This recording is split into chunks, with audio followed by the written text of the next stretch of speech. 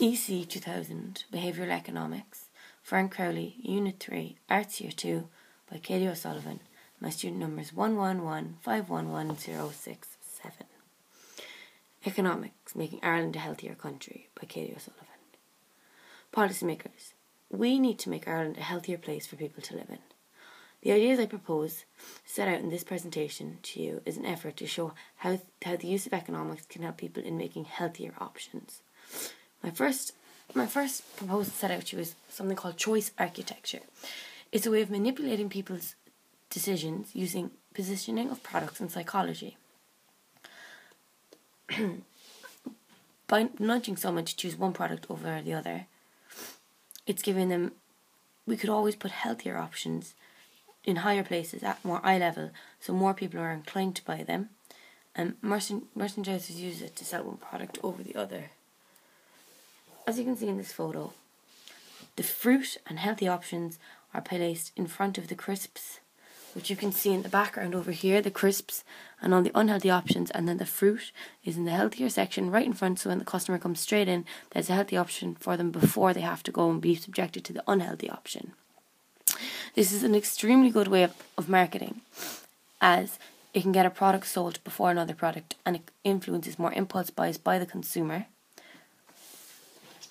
And I think if we impose this in most shops and stores throughout Ireland, we will therefore impose healthier options in front of the customer, thus pushing them to buy food that is better for them, and snacks that are not going to make them put on weight or put any harmful antibodies into their body. The second way in which I propose that we try and help out Ireland to make it a healthier country is by framing. It's the way in which you frame a question or a statement to influence a person's choice. It's mainly used within surveys and questionnaires when people are studying, when people are trying to get certain answers out of someone. But I think it should be used as a way to help people to quit smoking. My proposal for this is, rather than focusing on the smoker's lungs, by focusing on a passive smoker's lungs, it'll give them a moral reason to quit smoking, as they'll see the effect it is having on other people. Most smokers think it's okay because the effect is usually just in themselves, but I find that if you were to express more about how it's making people who are passive smoking ill, it will enforce the smokers to try and quit. So for my proposal is, when we're advertising in a picture like this, we can put non-smokers' lungs here, and then possibly put passive smokers' lungs here instead of the smokers' lungs, therefore putting passive smoker and non-smoker and putting them on the cigarette boxes, or else putting them as campaign posters throughout Ireland. Third way is prominence. When one option is more favourable than another due to branding or customers' knowledge of the product.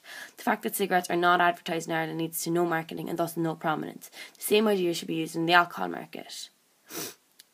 Currently in Ireland, it is legal to advertise on certain TV channels, and also after certain times. They are allowed to advertise at bus stops, and there is no laws against where they can advertise. This is subjecting the youth of Ireland to many alcohol posters, thus giving them the incentive to go out and buy alcohol and start drinking, which in turn leads to people being more hooked or reliable on alcohol in older years. My proposal is that we try to enforce the same rules that we enforce in cigarettes in stores, and also on televisions and radio stations, to cut down the amount of alcohol which is visible to our youth, and thus cancelling out the amount of people drinking at a young age. Ireland needs to become a healthier place, and with the implementation of these proposals, we can make that happen. Economics can be used to sort out many problems within the economy, and I think we need to act fast and efficiently on these problems. If we do not try to better these problems addressed above, we will end up with even bigger unsolvable issues. Thank you for your attention, and I hope you give careful consideration to the new proposals outlined above.